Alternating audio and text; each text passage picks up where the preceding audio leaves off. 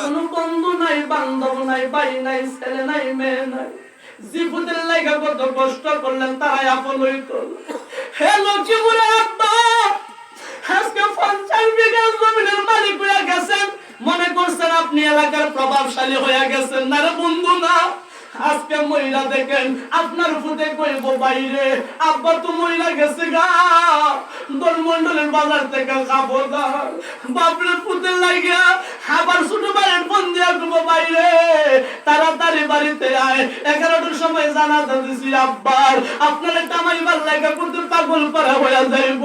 ও মুসলমান, আজ পর্যন্ত আমরা তাসির হই না, আমরা সব সময় ওয়াজ কিন্তু শুনি, আওয়াজ কিন্তু শুনি, কিন্তু ওয়াজ নসিহত শুনি, আমরা আমল আখলাকের মধ্যে নেই না।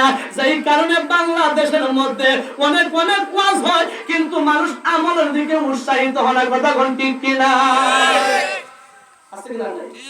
অনেক বড় বড় হুজুর আওয়াজ করে 50,000 40,000 টাকা যা কন্টাক্ট করে আইন না, কিন্তু আমরা আওয়াজ শুনি, কিন্তু আমরা আসল হাকিকতের ওয়াজ শুনি না। এটা আওয়াজ করে বল না, কিন্তু আমিও কিন্তু কন্টাক্ট বলা সারা না, কন্টাক্ট করতে না রে,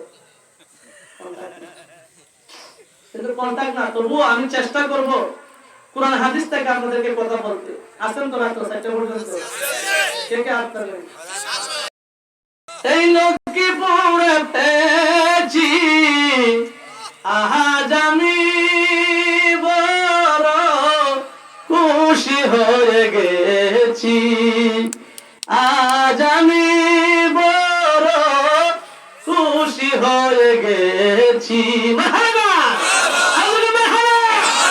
আসেন তো বাজার, আসেন তো ইনশাআল্লাহ, থাকবেন না 4টা পর্যন্ত। আমিও কিন্তু ইনশাআল্লাহ তো খাইরু মিনার নাম আগ পর্যন্ত থাকবো।